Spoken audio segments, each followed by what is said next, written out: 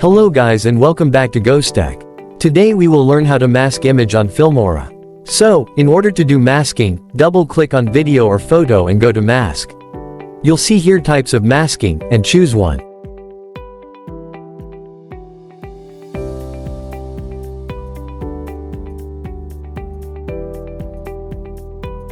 Here you can scale, or blur strength and so on as you wish. Let's see how it looks.